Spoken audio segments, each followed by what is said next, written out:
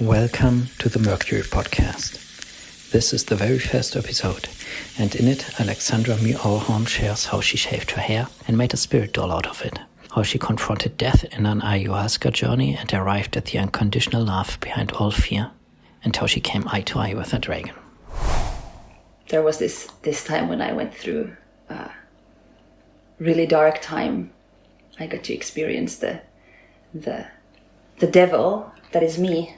The devil that can be the mind can be the prison of the mind, I allowed my body to become a slave to my mind and feeling all these symptoms. It was the most horrible time of my life. I woke up every day crying, and I was in this loop of anxiety and depression, and every time I wanted to go outside of the house, my body started to hurt. Whoa. Yeah, I was trapped inside of my home. It was fucking hell. So I got to experience the dark power of my mind. And wow, what respect I have for my mind and the power of my mind. And now I feel like I'm experiencing the other side of Good. The power of my mind. And that's a different story. But we're talking about hair. So I heard this concept about different cultures having different relationships to their hair and how hair can actually have a lot of meaning. And in certain traditions, they say that hair, all the hair you have, it carries memory. And in some traditions, they for example, in certain Buddhist traditions, they shave their head. Yeah. And it's a sign of purity. And I don't know if purity is the right word. It has this... Well, you're kind of not burdened by the past. Yeah. And then there are other traditions, like, for example, in some Taoist traditions in China, once you get initiated, you're not allowed to shave your head anymore. Yeah. Yeah. Like, not even allowed to cut your hair. And then also, like, a lot of the non-Buddhist monastic traditions in India, they also just let it grow. Yeah. Yeah. There is our hair is a beautiful part of human culture all around the world. It's beautiful. It's a piece of art that has deep spiritual meaning. And so I resonated with this aspect of that hair carries memory and hair carries the past, and I knew that one day I will shave my head. I always found that women who had a shaved head were incredibly beautiful and looked so powerful and so sexy, and like I was really in awe of that.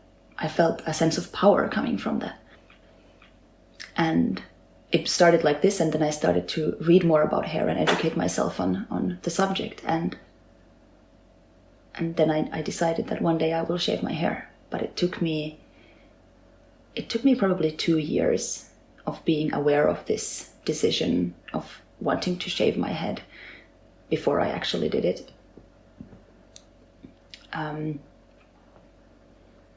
And I think it was 1 year ago. Maybe. Can it be? Oh, I don't want to now sit here and think about how many years ago it was. Doesn't matter, about a year ago. About a year ago, or 2 years ago. 1.5 years ago. Fuck it. Yeah. I woke up one day and I was like, now is the time. Oh, that's good. Yeah. And did you just shave it off the same day? Yeah. Cool, same morning? Well, I decided it actually in the evening after work. I was like, no, whatever. And how was it then to shave it off?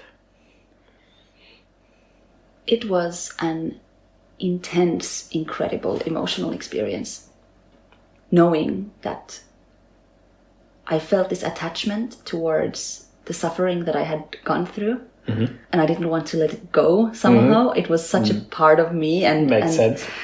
And it had, wow, like, yeah, the sweet pain, or yeah. It was such a part of my story and my identity and of who I am, or who I was, or whatever. But then I started to shave, and I shaved and I cried and I shaved and I laughed and I shaved and I felt empowered, and I shaved and I was like, oh shit, I look horrible. Then I shaved and I was like, wow, this looks actually kind of cool, and I actually still have the hair left. Oh, what did you do with it? I have made a doll. Okay, tell me more. I have not yet, but I will put the hair on the doll like a wig.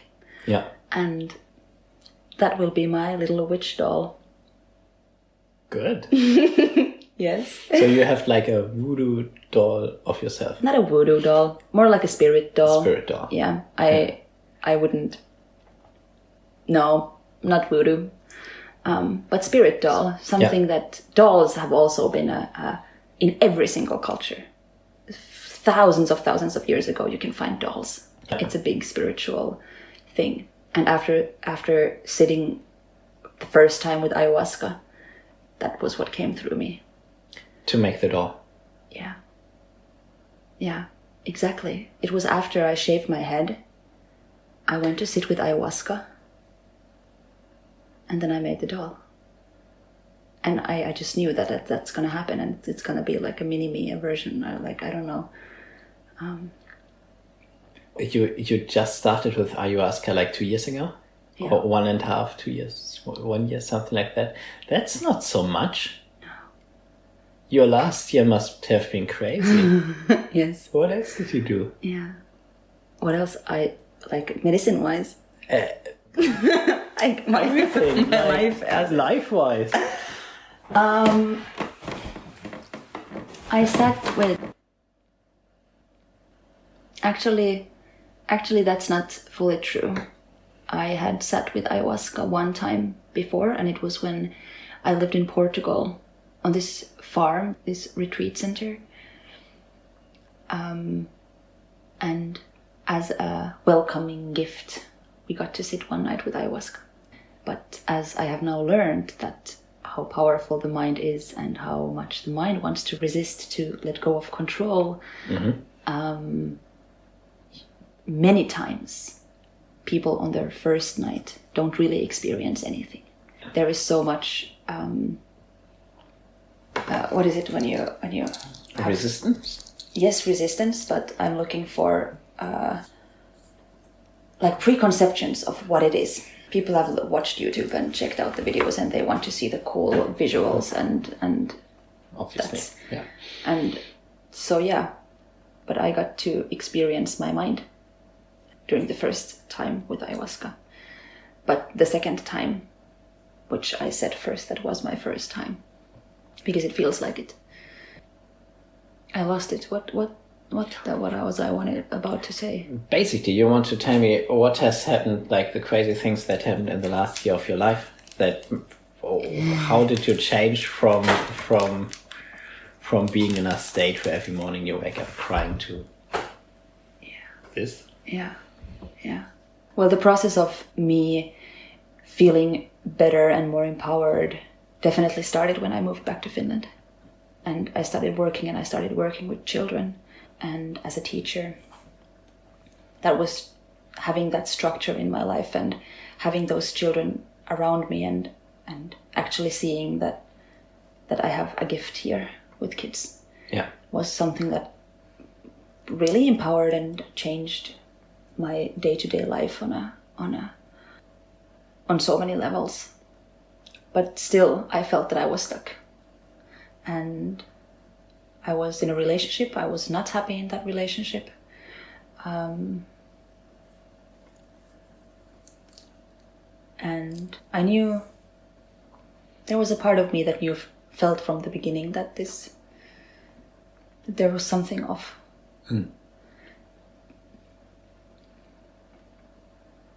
But I remained and wanted to make it work, and I was in love with the image that I had created, and yeah. On last September, I sat for the first time with ayahuasca. I saw this ad on Instagram, and I just knew, I just had to call, like, when do I ever respond to any ads on Instagram? Like, for me, it's an automatic no every single time. But this time I just took my phone and I pressed call and I put interested or whatever it was that I needed to do. And suddenly I was on the phone with this person called Juha. And I just told this Juha that, hi, I want to become a facilitator at your thing. Yeah.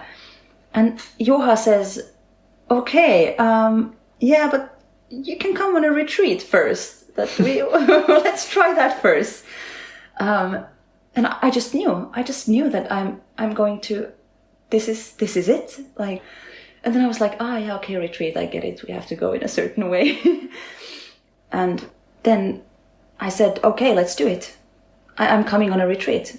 And when's the next retreat? Yeah, it's in 4 days or something. And I was like, okay, let's go. And I jumped and I made the decision, and I went on a retreat, and this retreat was a life-changing experience for me.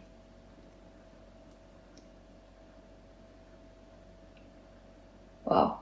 Experiencing consciousness through the lens of Mother Ayahuasca. Experiencing myself, looking at aspects of myself which this medicine shows so eloquently, so gently, yet firmly to me.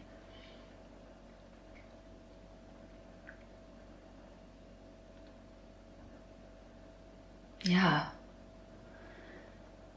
Understand what I understood, what I learned from that first session. One of the biggest learnings was how much I resist life, how much I'm controlling life, micro-controlling, how much I am not surrendering to each moment that is, and how much I get comfortable in every moment, and then I resist the next moment until I get comfortable in that, and then I resist again. The next one. Like, idiot! Like, oh my fucking god! And I saw this, ayahuasca was showing this to me, like, in this rapid pace, like, bam, bam, bam, bam, bam, bam, bam. And it felt like I lived like 100 lifetimes during this one night. I experienced my own death 100 times during this night. Yes. I surrendered to the flow, and I experienced the effect of the observer, of the observer, of the observer, of the observer. And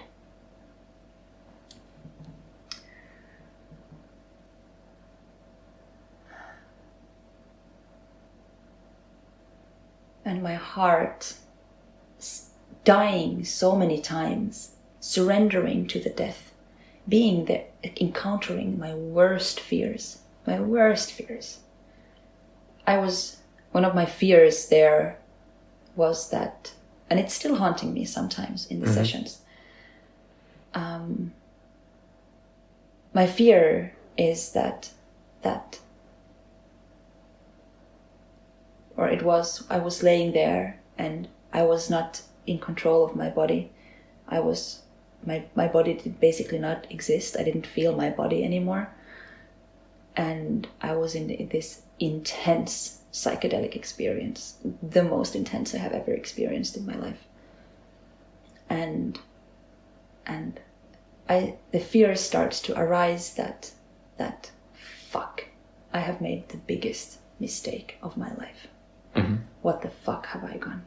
I have, through some fucking Instagram, come to this fucking house, to this retreat where these so-called facilitators are giving us this medicine, which is like drugs, and I'm being drugged every day, and soon I will not have my own will anymore to get out of here because I'm being manipulated in taking more of these drugs, and I'm laying here, I'm not aware of my body, and right now I'm probably being raped and maybe killed, probably not. And I went through this process of saying goodbye to everyone I love, to all my parents, my family, and everything. I was like, goodbye my mom, goodbye sister, goodbye dad, goodbye everything. And I surrendered to the fact, it felt like a fact during that time, that I am basically being kidnapped here into this cult where they drug us. And then I died. I didn't exist. There was nothing. It was nothing. And then, I was a while in that nothingness, and then my heart cracks open. And this unconditional love starts pouring everywhere from me. I'm coming back to my body. And I start seeing how everything is love. And how actually the thing we fear is the unknown. And behind this unknown is always unconditional love. So what we humans fear is love. Because so often it's so new to us. We have not experienced love in its forms that it can be expressed in, and in the magnitude it can be felt in and embodied in every cell of your body. We are afraid of what we don't know, and the medicine has shown me so many things that I don't know, and the medicine has shown me that, bitch, don't you even try to know anything, because you don't know shit. You don't know shit. Don't try to know. Stay humble. There is a great mystery orchestrating this life. Let go of that control. It's an illusion. Your controlling is in vain. Your thinking about the future is in vain, because there is something much larger orchestrating this all. Yes, you can be responsible of your life, but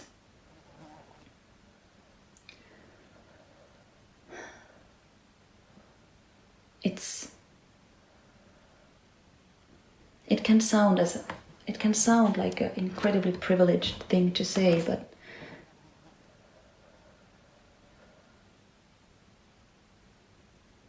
and looking at the world we live in right now, and the state of humanity,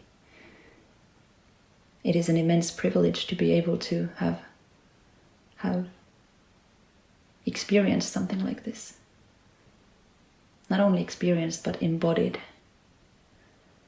Well, yeah, it's the same. It can be to say that surrender to life, listen to what your body is pulling you towards, and do it, and jump, and listen to the voice of your heart. That's quite privileged to say when there are people in war right now. And what the fuck is the heart saying when you're in war and people are being bombed and everything is crushing around you and your family is dead and children are being fucking raped, and like, fuck. I don't know how to listen to It's overwhelming.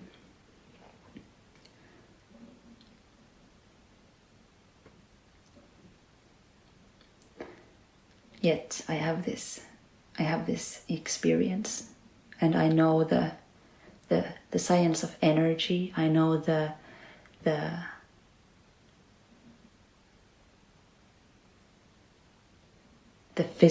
laws of physics. For example, the butterfly effect. Yeah. I understand that there is work that I can do and only I can do on myself, which has a effect on a cellular level in my body. And this cellular shift creates a vibration, because everything vibrates, because everything is energy. We all know that cells vibrate. We all know that. Everything is made out of some sort of molecules that vibrate. And everything is vibrating on a different frequency. And I can choose the frequency that my body vibrates on.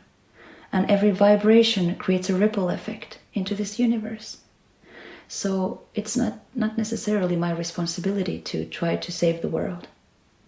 The only thing I can do is to do the work on myself, to change, evolve my vibrational frequency.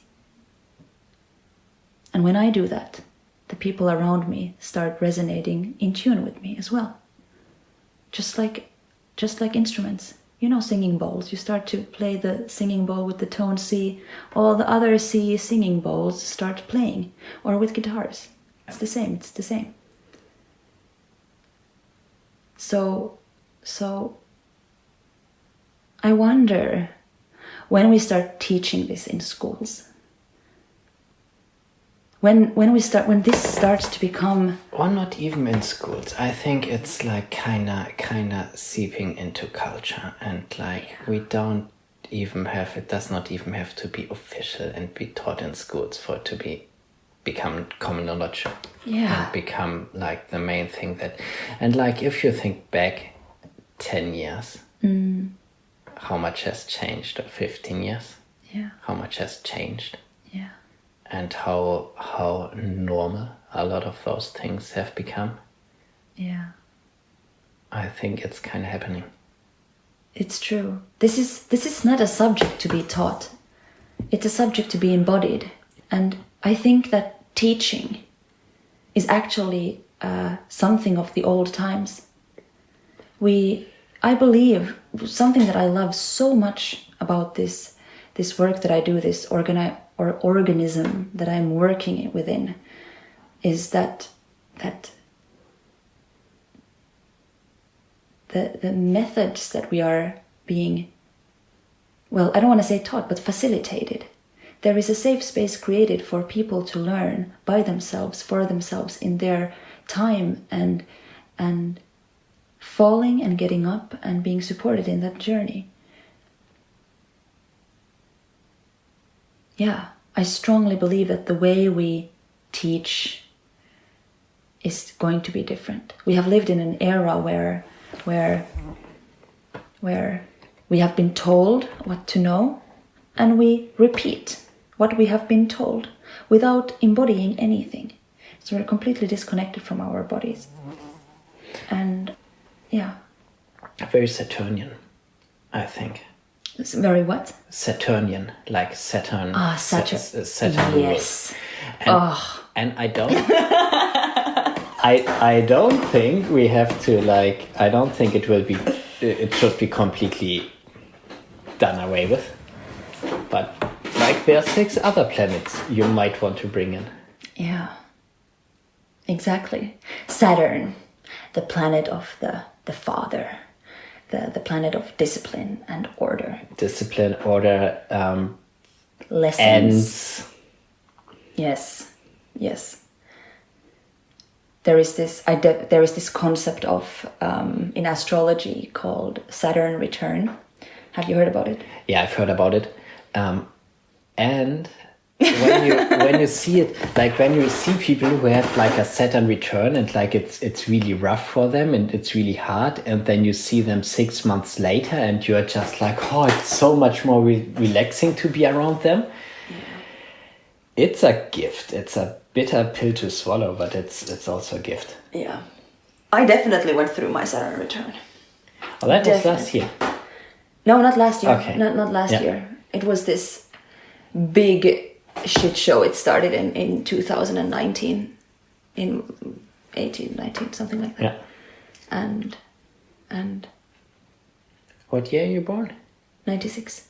96. So I'm 28 now. What are you thinking? Or A lot of things. A lot of things. Right now, I'm educational system. Interesting things to do with that. That's what I'm thinking about. And then a lot about Saturn. I feel like they can be discussed hand in hand, because I feel like the education system is going through a Saturn return. Yeah, that makes sense. Because it's not working. Children are... And then there's like this...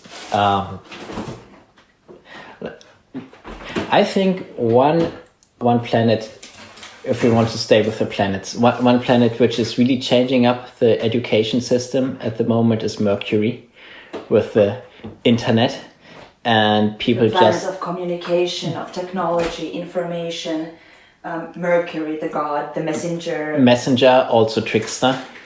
Also trickster! That's true, I forgot about that part. The trickster has been present in my life. I love the trickster. I'm a little bit the trickster sometimes. I can see. But we could see it in each other's eyes the first The time. first time. The first time.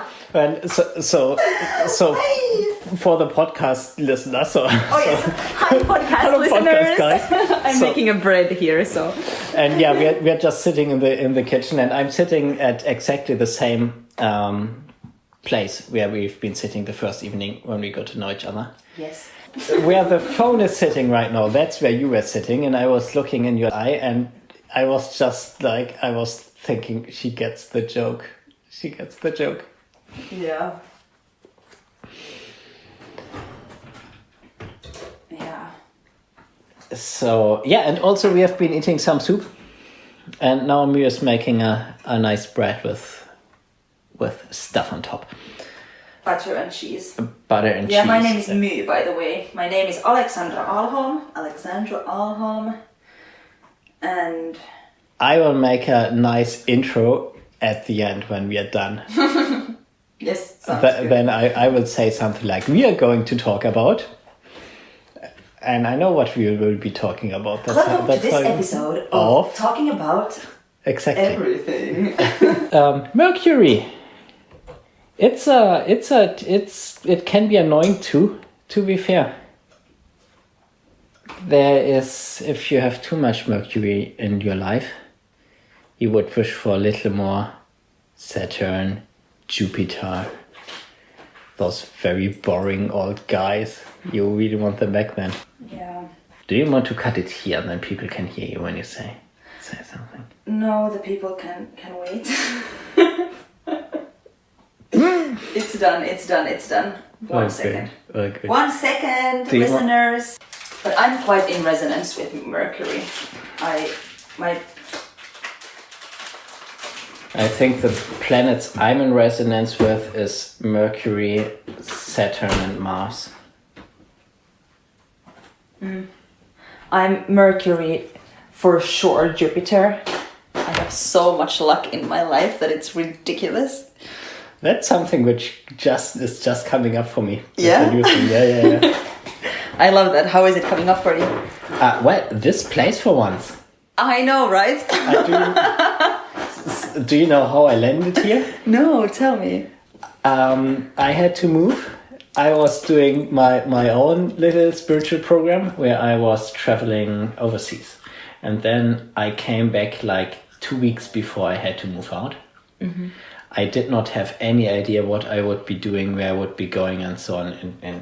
Wait a second. So you started traveling from Germany? No, I was living in Vanta, which is like, how much is it? Like 10 kilometers from here. Yes. And then I knew I would have to move when I come back, and I would have 2 weeks to get all that organized, and I had no idea where I would be living.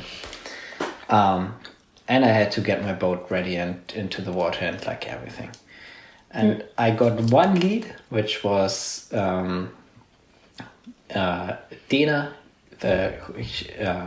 She is friends with Eva, who is kind of the owner of your room. And she told me there might be a place, so I went here. It's the only place I went to. I had no idea what it would be. I just went here because it was my only thing, and it's like more amazing. Like if I would have dreamt of a house and the people and so on, it would not have been as nice as this is. No. So that's how it goes. And the first week I was just constantly on the phone with people and telling them how amazing it is, because like it is. This is a blessing. Hello. It's the fridge. Do we have some talking with spirits us. here? Oh, I'm sure we do. It's an old house, so. There is. I actually encountered a spirit today in the bathroom. Oh, tell me about it. Was it? Well, how did you get along? I see it in the lights. It's like it's not the light. I see a light blink, but it's not the lamps. It's a light somewhere else in the room, and it's a presence. Yeah.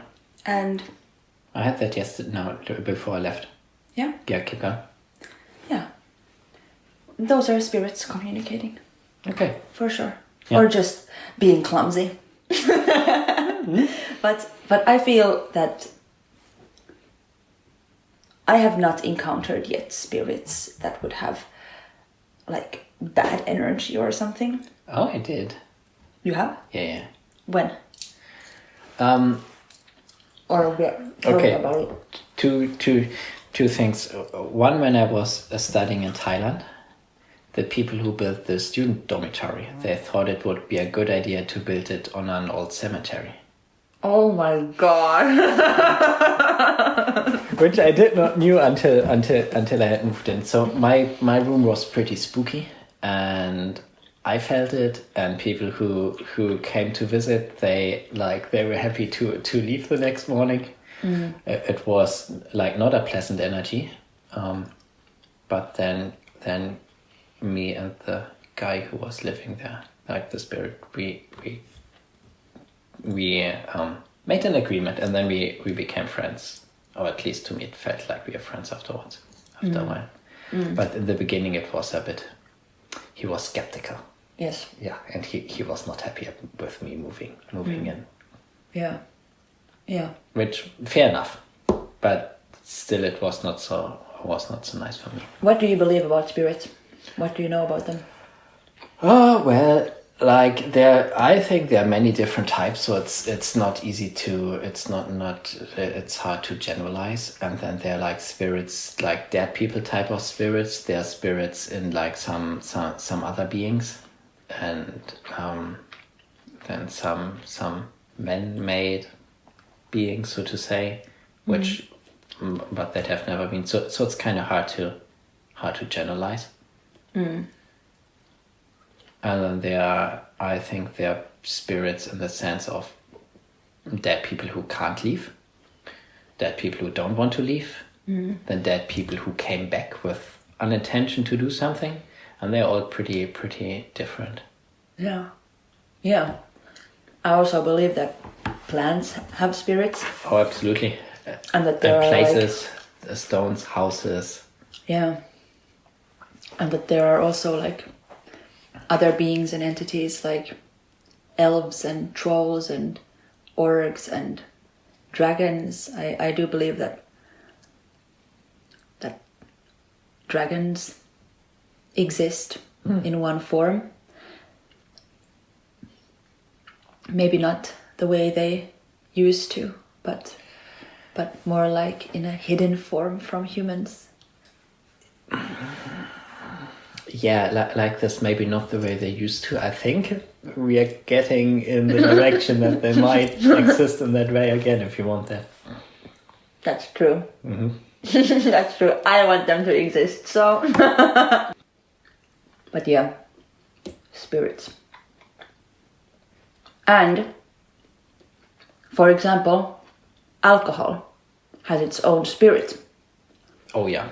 And the spirit of alcohol connects, or the energy of alcohol connects all the people and spirits that are connected to that drug to each other. I had that realization when I was pretty young, and I was on this like, do you have this tradition in Finland like abifart, where Yeah. what is it called in English? Well, it's called penkkarit in Finnish, and that's when the people who have written their matriculation examination, finishing high school,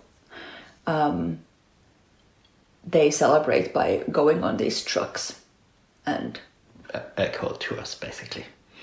what? Yeah. No, what did you? I didn't hear what you said. So they take trucks. Yeah. It's different in Germany. So you actually take a trip somewhere with the class or with some people from the class. So I was doing that. Yeah. With a friend of mine, who's also pretty sensitive to things. But back then we both did not really admit it. But I can remember vividly how we are standing in the supermarket, and there was this aisle with the alcohol, and we were both like, oh, we can feel the spirit of the alcohol. Wow. When did you start to be aware of your sensitivity? The question is more like, when did I start to believe it? So I mean, as a child, I've been like most children, I think, are pretty aware of it. Until somebody says something and we block it away from us. Exactly. And then when I was 16, I started to entertain the possibility that it might be real. Okay, 16, that's quite young. What happened? Where did you start? I went to Thailand. I went on an exchange here in Thailand, and everybody believes in it in Thailand. I went to school in Thailand for a year. Yeah, in Thailand, everybody believes in spirits and stuff. So then it's I decided for the time I was there that I would be operating under the assumption that those things do exist. Which I did. And then I came back and like the door was a bit open. Yeah, that happens. We can decide to open the doors, or we can decide to close the doors. Yeah. And sometimes it's good to be able to close the doors. Yeah. And sometimes it's quite a good banishing move to just say, nope, I don't believe in you. And that works too. Yeah. Yeah. Yeah. Sometimes this world of spirituality and spirits and everything, it can become quite overwhelming. Yeah. For sure. So this is when you were 16 and you were traveling in Thailand, and that was when you got encountered for the first time with a culture that was openly believing in spirits and living a life in union with the spirit realm. And then you decided to, if I understood correctly, that a little bit like playfully, like play along. Yeah. And then suddenly this world started to open up to you. It slowly, it was not overnight. It slowly started to open up. And then later on, I was looking for spirits and kind of calling them in. And then when they showed up, then that's where that was a major turning point for me. What happened there? I was in Myanmar, and in Myanmar there's a mountain. It's called Popa, and it's the central mountain of the country where all the spirits, or the most powerful spirits, live there. And I went to that mountain, did a tour, climbed up. There's a little monastery on top, a shrine and stuff like that. Yeah. Lighting some incense, then went back. And in the evening, I was sitting with a friend of mine in a cafe. He is Burmese. We were sitting in a cafe, like drinking tea and talking about spirits. And he asked me if I believe in them. And I told him no, but if they exist, I would like to meet them. And that night, I had a dream that I was walking towards a pagoda. What's a pagoda? Like a chedi, like this, like a pyramid, like a Buddhist pyramid. That's what it looks like. Okay. Like a lots of temple. them, temple is where the monks live, and a pagoda is like a sacred place. Oh, okay. I didn't know that. Sacred Thanks for telling me. structure. So I was walking towards that pagoda, and on the side of it was a fire burning. There was a person standing on the fire with like old style Asian clothes, white with gold embroidery, and then there was another person who was like looking. He had very old, rugged, torn clothes, and he was dancing, and he had this trickster vibes. And then he was coming to me, and he told me, "Lars, come with us. We want to show you something." And then I replied to them, "I can't because tomorrow I have work." And then I woke up, but when I woke up, I was outside of my body. I was floating about like 30, 40 centimeters above my body. Wow. And I was connected with felt like a rubber band to my navel area. And then, but I was widely awake. I was just not inside the body. Then I got pulled back in. Yeah. And that was that. And then I was just like so relieved that I got my body back, and I was moving my fingers, and then I was switching the light on and writing the whole thing down, because I was worried that I would not believe myself if I would not write it down immediately. Yeah. And yeah, since then it's hard to So you deny. had this well, what is it called? It's astral traveling, right? Yeah. Is it called astral traveling? It's called astral traveling, but Yeah. to me, astral traveling, it has some intention behind it. Yeah. And I did not choose that. Well, I kind of did. I kind of invited it in the cafe the night before when I said, I want to know. It can happen by mistake. For sure. There doesn't even have to be intentionality behind it, I think. Yeah. Or maybe. So that's pretty... That was something pretty strong. Wow, that experience sounds... That's amazing. I haven't had anything like that before. I've done lucid dreaming, but not... It sounds amazing now.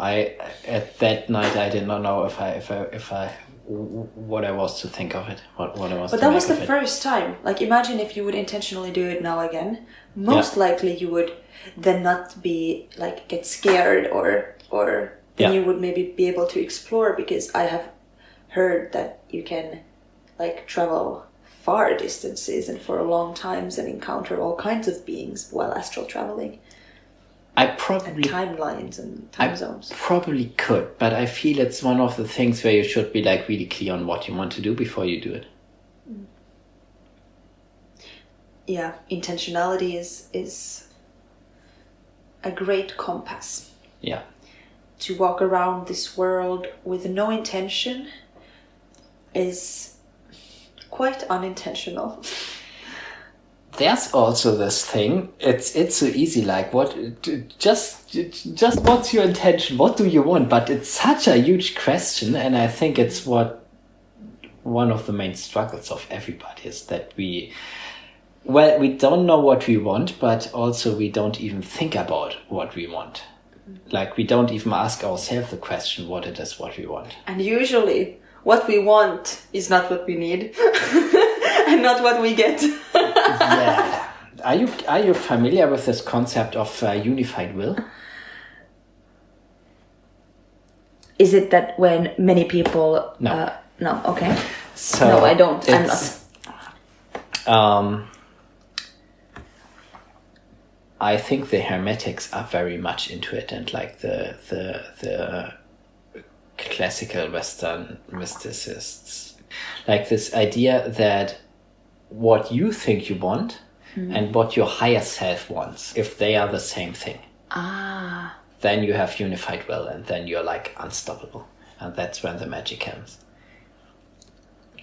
But then to know that, first you have to ask yourself, what do you want? Yeah. And then play around a bit, give it a try, and maybe then you notice, oh, that's not really what I wanted. Or maybe it is like, oh, this is exactly like this house where we both happened to be led to. Yeah. Yeah. And now it's like, yeah, that actually is what I wanted. Yeah. You know, when I stepped into this house for the first time, I was visiting Ida here. And one of the first things that I said was that, wow, this feels like home. And a part of me, now in hindsight, remembering that a part of me thought that I will live here one day. It was not that clear, it was not an active thought, but it was some kind of lingering feeling somewhere in the back of my awareness, that maybe in a form of a hope or something. Yeah. But it felt like home, and it felt like I had been here. It feels like I have been here it feels like I have always lived here. Yeah, it does not feel like you just moved in. No. No. No. It's quite strange. Welcome back. Thank you. I had this, first I was a bit unsure. I had it when Jonas moved out and when I went downstairs for the first time, and he had all his stuff out and the room was clear, and like all this crazy kids energy was gone and so on. And then I was like, yeah, that's the spot. Yeah. Yeah. Yeah. And when I was staying at your room, I did not feel it. I still loved the house, but I was skeptical about the room. Yeah. And I was thinking that I want to live downstairs. I want to have the privacy, and I want to be on the level of the ground. And it was the first time I saw the room downstairs was now yesterday or the day before, when we carried the bed down or something. I don't remember. One day I saw the room. Yeah. And I was like, no, absolutely no. This is not where I need to live. And in the beginning, I did not feel a full calling to that room. But now I understand how I'm supposed to be exactly in that room. And you made it so nice. How did that come about? Were you always good with setting up rooms? Because it's an art. And some people are good at it, and some people learn it and then become good at it. Every aspect of my life is art. Every single aspect I create as an intricate piece of art. The way I make my bed, the way I put food on my plate, the way I place my shoes after taking them off. It's intentional. And it has taken some practice. There was a time in my life when I was a teenager and I couldn't give a fuck about my room. It was a mess. But walking this spiritual path and understanding how my physical reality is my spirituality. How I move, how I cook, how I look people in the eye, what's the relationship when I'm touching the food in the supermarket. And then, of course, also creating art, as in paintings or writing or drawing. My whole life is a work of art. And I see that as a deeply spiritual practice. It's meditative for me. Every single, like how I place the plates there. Like, some people can say that I have control issues and that I'm obsessive, but I'm like, no. It's for the feng shui. It's the energy. It's the spiritual practice. And how did you get good at this art of putting the things in the right spots in your room?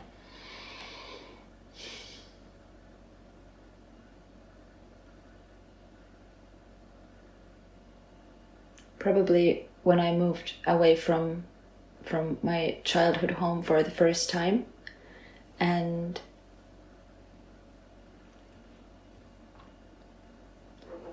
it was my choice to do things. Previously, it was mostly my mom who said that I have to clean my room. Well, I never cleaned my room, but suddenly I started to clean, and by the cleaning came this organizing as well. Yeah.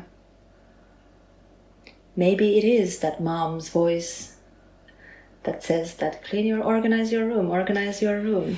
Yeah, but organizing is one thing, but you put the, like, when you go in, when I just went to your room, it feels like your bed is exactly where the bed needs to be. This little table thing is exactly where the table thing is supposed to be, and so on. How do you, when I move into some place, I need to switch things around for a long time until they're where they're supposed to be. And then I know. But I go through like weeks of this trial and error process. I'm also in that. Are you? Yeah. Well, when it's a smaller room like that and I have a huge bed, so there is like, I don't consider that there is a lot of possibilities that would make sense for me to have the bed. Yeah. But things will move around.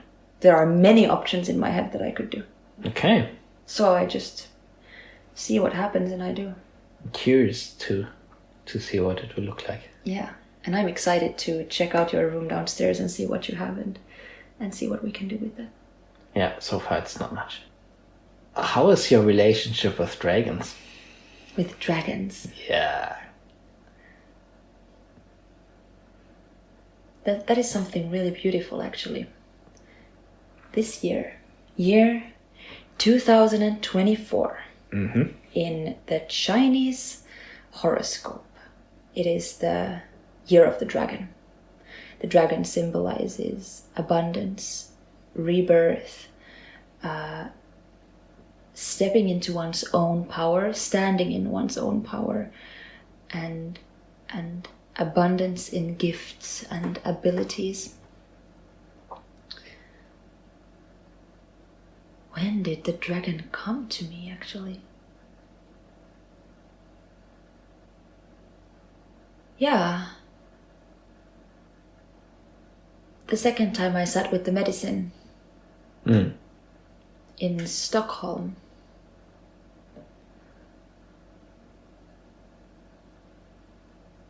This dragon's eye was looking at me. This dragon's head, this dragon's eye. And I knew that there is something great inside of me being revealed very soon. And that happened. And after the retreat, it was actually a school cycle, I walked to this market, and then I saw this dragon necklace that I have. And I saw it from like way too far away. Like I saw the dragon, like I shouldn't probably have been able to see that dragon from so far away, but I saw it and I was being drawn to it. Yeah. Completely pulled, and I knew that I need that dragon. And I bought it. This is a very beautiful and unique piece of a dragon, I feel like. And after that, the dragon became much more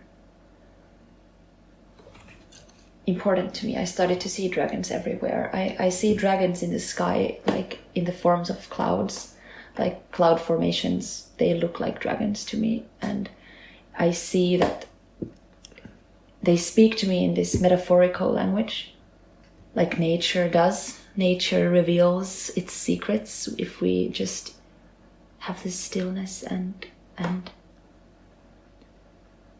spaciousness to listen. Not look with our eyes, not listen with our ears, but to listen with our whole body, like listening with our eyes.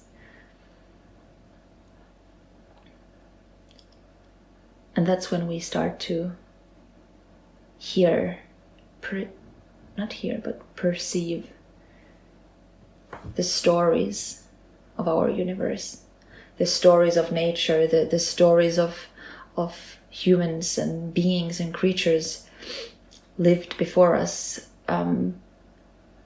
Laws of the universe start really revealing themselves to us if we just find the stillness and we listen with our whole body. And this summer I have spent so much time looking at dragons everywhere in nature, looking at dragons hiding as big rocks or big bushes or even trees or cloud formations. And yeah, there has been a time when dragons ruled the world and were flying and protecting the earth, and then there was a time when they needed to hide because there was this species of the two-legged who were blinded by greed and tried to kill the dragons, wanted to collect the eggs. So the dragons needed to hide. So they hid in plain sight as rocks and bushes and trees and clouds. And that's where they remain until the human tribe has remembered their hearts again.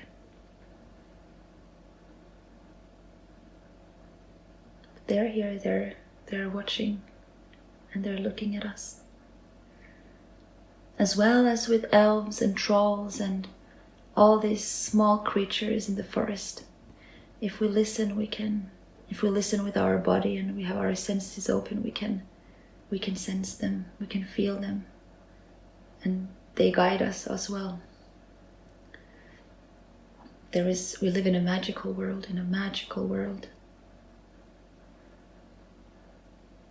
And yeah, it's been a magical year for me. And the life that I'm creating every single day for myself, it's of pure beauty and magic. Why wouldn't I choose to create a life like this?